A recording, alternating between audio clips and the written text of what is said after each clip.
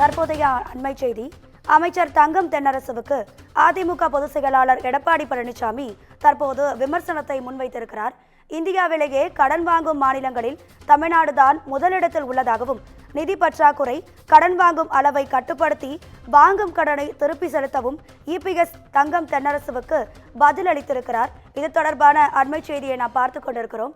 கடன் அளவு பற்றி அமைச்சர் தங்கம் தென்னரசு எங்களுக்கு பாடம் எடுக்க வேண்டாம் எனவும், இந்தியாவிலேயே கடன் வாங்கும் மாநிலங்களில் தமிழ்நாடு முதலிடம் என்ற சிறப்பை பெற்றுள்ளதாகவும் அதிமுக பொதுச் செயலாளர் எடப்பாடி பழனிசாமி பதிலடி கொடுத்திருக்கிறார். இது குறித்தான கூடுதல் தகவல்களை தருவதற்காக நமது தலைமை செய்தியாளர் சிவா இணைப்பில் இருக்கிறார். சிவா, வணக்கம். உங்க விரிவான தகவல்களை சொல்லுங்க. ராதிகா, இந்தியாவிலேயே கடன் வாங்குவதில் முதன்மை மாநிலமாக தமிழ்நாட்டை கொண்டு வந்த திமுகவினுடைய இந்த ஸ்டாலின் மாடல் ஆட்சியின் நிதியமைச்சர் தங்கம் தென்னரசு கடன் அளவு பற்றி அதிமுகவுக்கு பாடம் எடுக்க வேண்டாம் என்று அதிமுக பொதுச் செயலாளர் எடப்பாடி பழனிசாமி தற்போது தெரிவித்திருக்கிறார். இது தொடர்பாக அவர் விடுத்திருக்கக்கூடிய இந்த அறிக்கையில, தமிழ்நாட்டு மக்களுக்கு பொய்யான வாக்குறுதிகளை அளித்துதான் திமுக 2021 ஆட்சி அமைத்திருக்கிறது என்றும், எனவே இதனை சுட்டிக்காட்டக்கூடிய வகையில தொடர்ந்து சட்டமன்றத்தில் பல முறை பேசியிருக்கிறேன் என்றும் அவர் குறிப்பிட்டிருக்கிறார். அது மட்டுமல்லாமல் நேற்றைய தினம் தங்கம் தென்னரசு பேசும்போது, ஒரு சிறந்த நிதி நிர்வாகம் என்றால் நிதி பற்றாக்குறையை கட்டுப்படுத்தி வருவாய் பற்றாக்குறை அறவே நீக்க வேண்டும், கடன் வாங்கக்கூடிய அளவை கட்டுப்படுத்தி வாங்கும் கடனை மூலதன செலவிற்குள் செலவிட வேண்டும் என்று கூறியிருக்கிறார் என்றும், இதுதான் ஒரு சிறந்த நிதி நிர்வாகத்திற்கு அடையாளம் என்று ஏற்கனவே அதிமுக ஆட்சி காலத்தின் போது இவர்கள் தெரிவித்திருந்தார்கள். ஆனால் தற்போது நிதி பற்றாக்குறை என்பது அதிகமாக இருக்கிறது, கடன் வாங்கக்கூடிய அளவும் அதிகரித்திருக்கிறது என்பதை அவர் சுட்டிக்காட்டியிருக்கிறார்.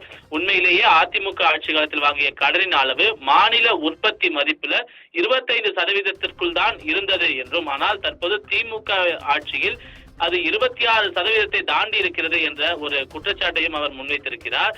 இதை நாங்கள் சொன்னால் அவர்கள் புரிதல் இல்லை என்று ஒரு குற்றச்சாட்டை முன்வைக்கிறார்கள் என்றும் அவர் குறிப்பிட்டிருக்கிறார். அதோடு மட்டுமல்லாமல் திமுக ஆட்சிக்கு வந்த இந்த 4 ஆண்டுகள்ல வருவாய் பற்றாக்குறையை நீக்கிவிட்டார்களா என்ற ஒரு கேள்வியையும், குறைந்தபட்சம் அந்த அளவையாவது குறைத்தார்களா என்ற ஒரு கேள்வியையும் அவர் எழுப்பியிருக்கிறார். அதே போல அதிமுக ஆட்சியில் நிதி ஆணைய பங்கீடு குறைந்த போதும் கூட, மின்வாரிய கடனை அதிமுக அரசு எதிர்கொண்ட போதும் கூட 18-19 வரை வருவாய் பற்றாக்குறை குறைவாகவே இருந்தது என்று குறிப்பிட்டிருக்கிறார். 20-21 கொரோனா பாதிப்பால் அரசினுடைய வருவாய் குறைந்த நிலையில் கொரோனா தடுப்பில் அதிக செலவு ஏற்பட்டால் கூட வருவாய் பற்றாக்குறை அதிகமானது என்றும் அவர் குறிப்பிட்டிருக்கிறார். அதே போல ஆண்டுதோறும், அதாவது 2023-24, 24-25 வருவாய் பற்றாக்குறை ஏன் உயர்ந்தது என்றும், 22-23 36,215 கோடியாக இருந்த வருவாய் பற்றாக்குறை 23-24 44,907 கோடியாக உயர்ந்தது, அது எப்படி என்ற ஒரு கேள்வியை அவர் முன்வைத்திருக்கிறார். வருவாய் பற்றாக்குறை அதிமுக ஆட்சியில் இருந்ததை விட அதிகமாக விட்டதே உண்மை என்ற ஒரு விளக்கத்தை அவர் அறிய வேண்டும் என்று தங்கம் தென்னரசுக்கு பதிலாக அவர் குறிப்பிட்டிருக்கிறார்.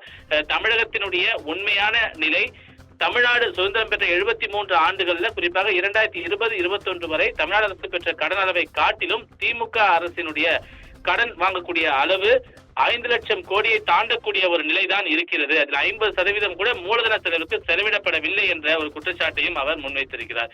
எனவே நிதியமைச்சருடைய புரிதல்படி தெரிவித்தாலும் கூட 2016-17 கடன் அளவு 21.76% இருந்தது.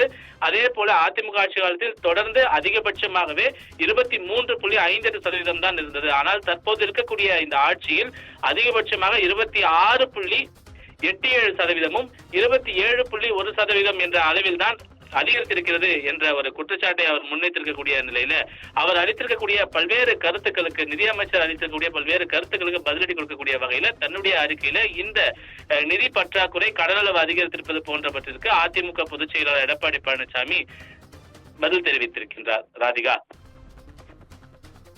உங்க விரிவான தகவல்களுக்கு நன்றி சிவா.